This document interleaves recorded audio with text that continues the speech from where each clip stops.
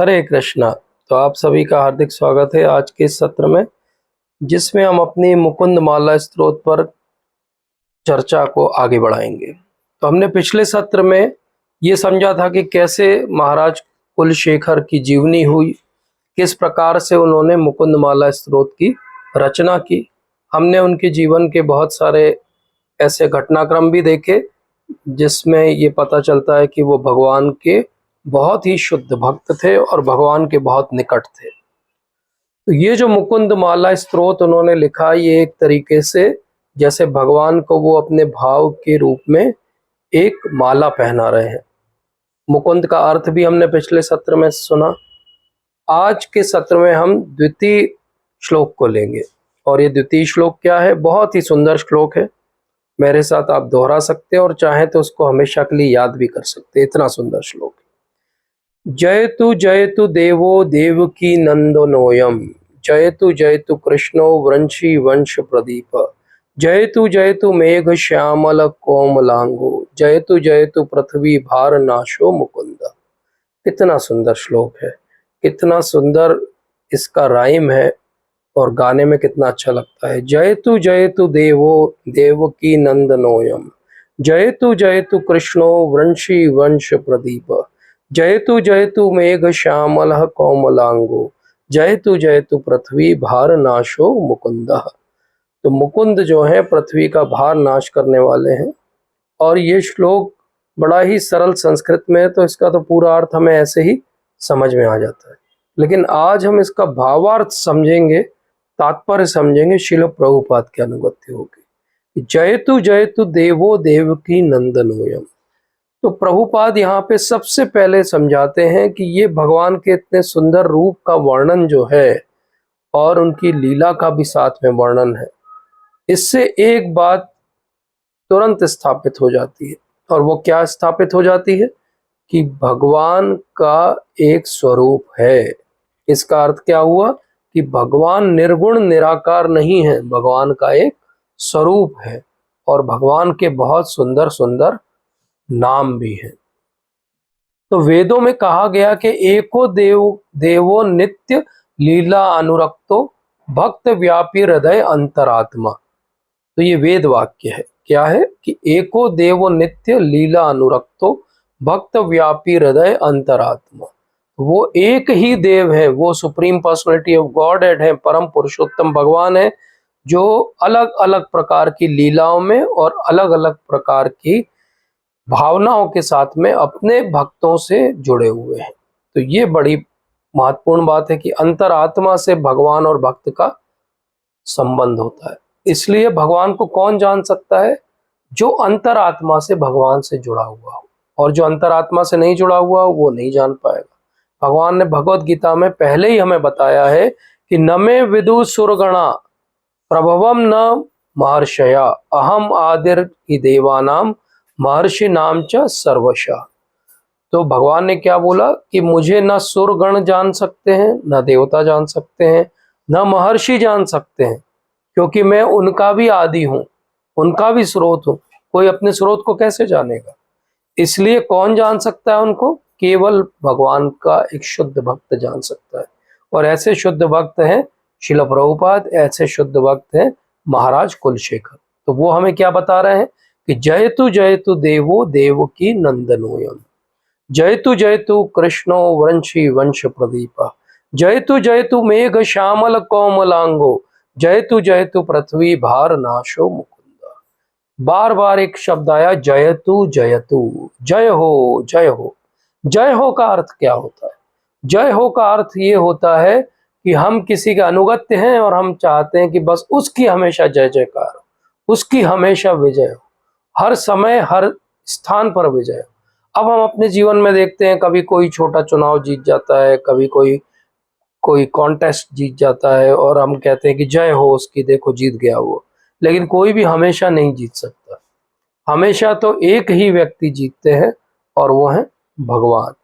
काल के रूप में भी भगवान तो जीतते ही हैं, मृत्यु के रूप में, लेकिन वैसे भी भगवान ही अंत में जीतते हैं। तो ये बात आवश्यक है समझना कि जयतु का अर्थ केवल भगवान के लिए प्रयुक्त हो सकता है। किसी और की जय करना, लेकिन वो तो क्षणिक है, शाश्वत नहीं है। जय किसकी होगी? जो शाश्वत होगा। तो ऐसा शाश्वत कौन है? ऐसे शाश्वत भगवान है, जिनका एक स्वरूप है और वो बहुत ही सुंदर स्वरूप है। वो इतने सुंदर हैं, इतने कोमल अंग के हैं कि जो महाराज कुलशेखर हैं वो एकदम विस्मित हो जाते हैं भगवान का वर्णन करते हुए, और फिर वो भगवान को विभिन्न नामों से पुकारते हैं। अब भगवान के नाम की भी महिमा यहाँ समझना बहुत आवश्यक है। ये श्लोक क्यों इतना महत्वपूर्ण है? ये श्लोक इसलिए इतना महत्वपूर्ण है कि इसमें भगवान की महिमा बताई गई, और स्पेशली भगवान के नाम की महिमा बताई गई। अब भगवान के नाम भी मुख्य रूप से 3 प्रकार के होते हैं। एक होते हैं गौण नाम। वो गौण नाम कैसे होते हैं? जिनका इस भौतिक जगत से कुछ संबंध होता है। जैसे हम भगवान को कहते हैं परमेश्वर, जगतपति। तो ये क्या हुआ? इस भौतिक जगत से भगवान का जो संबंध है उसको हम कह रहे हैं। इसके बाद होते हैं भगवान के कुछ मुख्य नाम। मुख्य नाम कौन से होते हैं? मुख्य नाम वो होते हैं जो भगवान की जो लीलाएं हैं अपने लोक में, वहां से नाम आते हैं। जैसे गोपाल, गोविंद, राम, हरि, मदन मोहन, श्याम सुंदर, ये सब भगवान के मुख्य नाम। लेकिन इससे भी एक महत्वपूर्ण नाम होते हैं, उनको कहते हैं माधुर्य नाम। तो भगवान के नाम कितने हो गए? एक गौण नाम हो गया, एक मुख्य नाम हो गया, और एक माधुर्य का नाम हो गया। ये जो माधुर्य का नाम है, ये माधुर्य का नाम है हमारे हरे कृष्णा कृष्णा कृष्णा हरे हरे, हरे राम राम राम हरे हरे। क्यों ये माधुर्य का नाम है? क्यों ये स्वीट नेम है? क्योंकि ये हमारी आत्मा को ऑटोमेटिकली भगवान की तरफ आकर्षित कर देता है। ये जो बहुत सुंदर सा नाम है, इस नाम के बाद हमें भगवान के जो मुख्य नाम हैं और भगवान की जो लीलाएं हैं उनकी अनुभूति होना आरंभ होती है।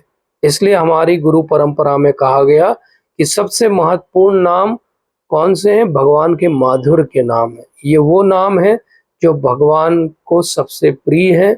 ये वो नाम है जो हमारी गुरु परंपरा से हमें मिले हैं। ये वो नाम है जिनको अगर हम लेते हैं तो भगवान के प्रति हमारा आकर्षण दिन प्रतिदिन बढ़ता जाता है।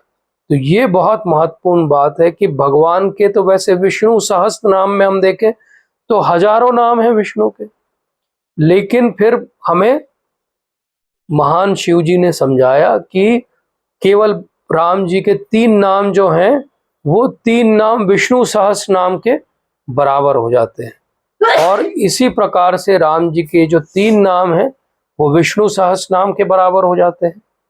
तो वसुदेव और देवकी जो हैं वो सबसे भगवान के गुह्यतम भक्तों में से एक है। लेकिन उनका भाव भगवान के प्रति क्या है? उनका भाव भगवान के प्रति कैसा है? वात्सल्य का भाव है। लेकिन उनके वात्सल्य से भी बढ़ के वात्सल्य किसका है? नंद और यशोदा का है। चाहे वो उन्होंने उनको जन्म नहीं दिया, लेकिन वो जो लालन पालन हुआ, बाल लीला हुई, वो सारी कहाँ हुई? वहीं पर हुई। और हमारे आचार्य तो ये भी मानते हैं कि वसुदेव कृष्ण एक अलग है और जो नंद बाबा के नंद नंदन है वो अलग है। तो इस प्रकार से नंद नंदन या यशोदा नंदन के रूप में जब भगवान को संबोधित किया जाता है तो वो उनको ज्यादा प्रियकर लगता है। लेकिन उन्हें देवकी नंदन भी अच्छा लगता है, उन्हें यशोदा नंदन भी अच्छा लगता है। जब वो रामचंद्र जी के रूप में आते हैं तो दशरथी नाम से उन्हें पुकारा जाता है, उन्हें जानकी नाथ के रूप में पुकारा जाता है। ये सारे नाम जो हैं भगवान को बहुत बहुत बहुत प्रिय हैं। और जब भी ऐसा कोई नाम कोई भी लेता है पूरे संसार में, किसी ने बोला जानकी नाथ, तो क्योंकि रामचंद्र जी को जानकी माता बहुत प्रिय है, तो जैसे वो सुनते हैं जानकी तो वो एकदम उनका ध्यान जाता है कि किसने मेरी भार्या का नाम लिया, और उनका ध्यान जाता है उस भक्त के ऊपर। इसीलिए भक्त क्या करते हैं? माधुर्य के नाम लेते हैं।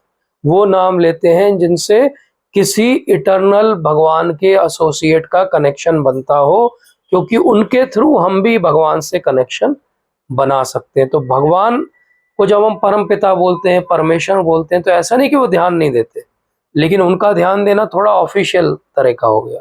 और जब हम नंद नंदन बोलते हैं, यशोदा नंदन बोलते हैं, तो वो बहुत इंटीमेटली हम पे ध्यान देते हैं। इसीलिए कुलशेखर महाराज इस प्रार्थना में क्या नाम लेते हैं?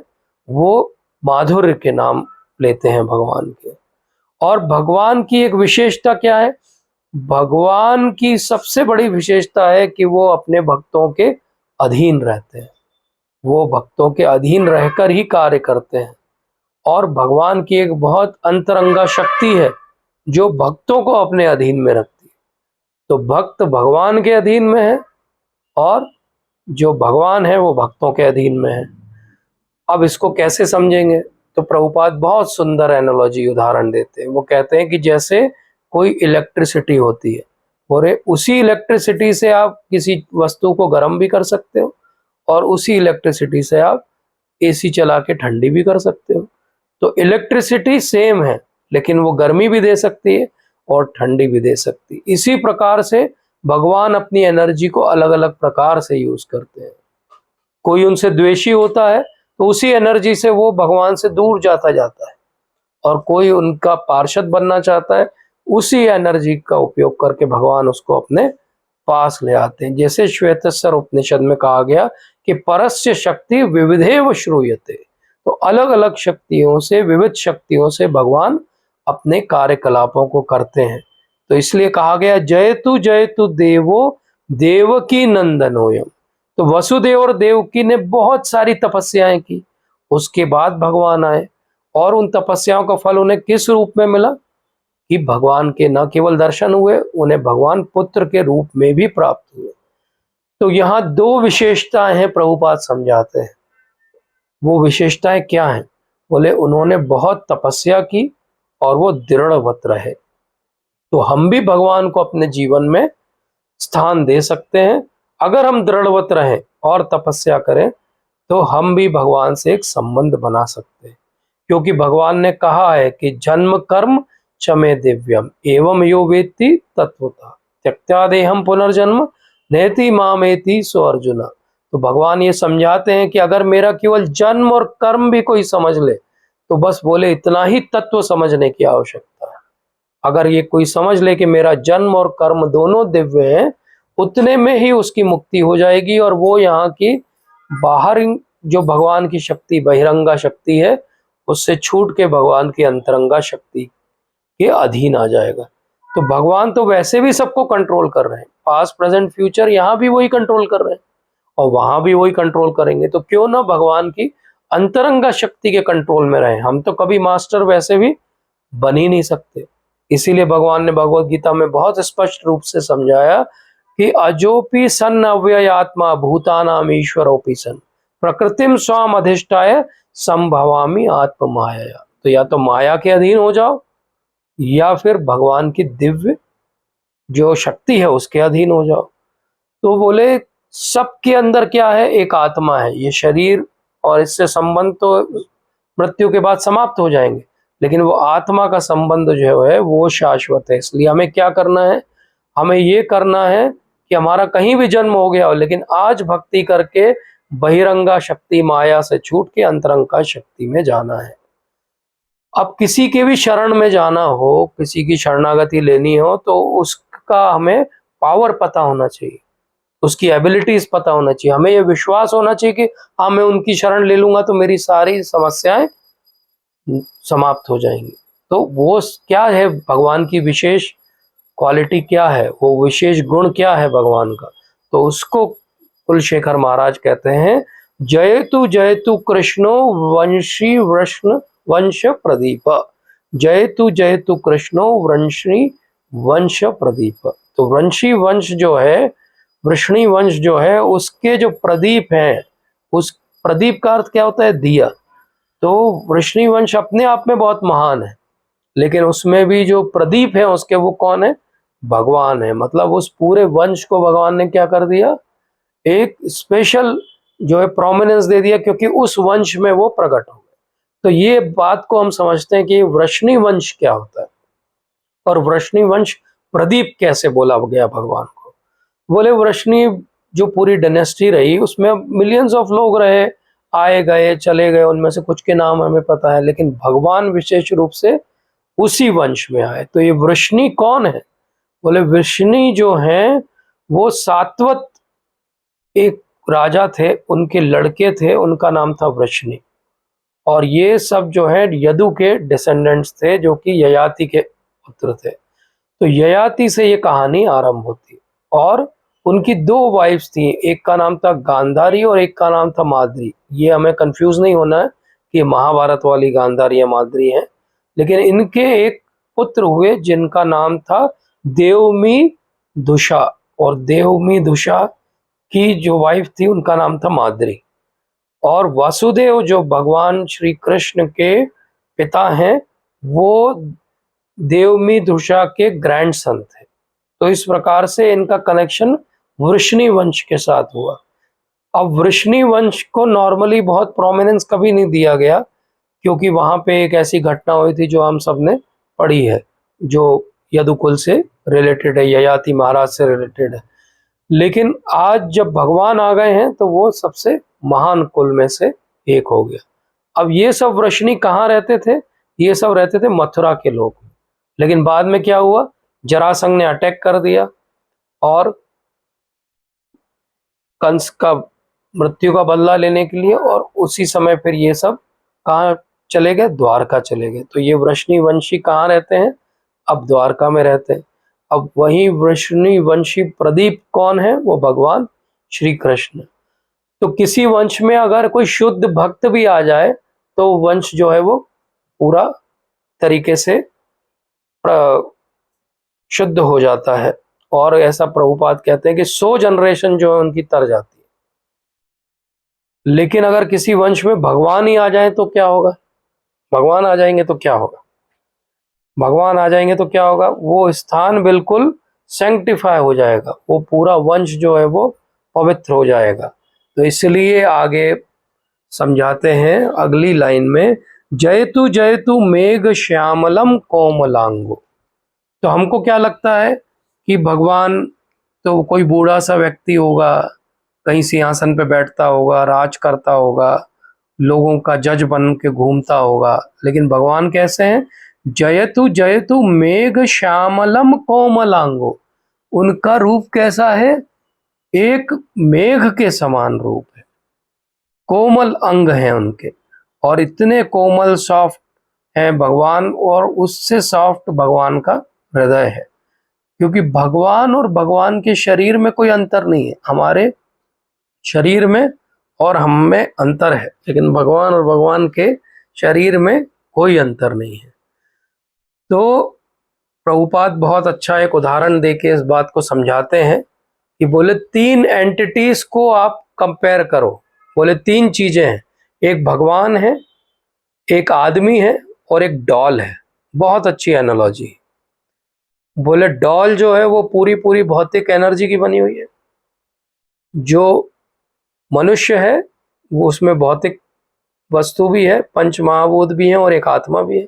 और भगवान जो है पूरी तरीके से सच्चिदानंद स्वरूप। बोले ये 3 के डिफरेंस आप समझ लो तो आपको समझ में आ जाएगा कि डॉल जो है वो किसी ने बनाई है, कुछ समय रहेगी और नष्ट हो जाएगी, उसका कोई भी शाश्वत अस्तित्व नहीं।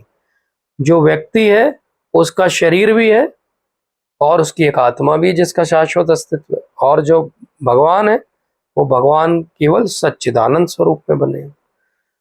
तो हम कैसे आते हैं? हम अपने कर्मों के कारण यहाँ पे आते हैं। लेकिन भगवान क्यों आते हैं?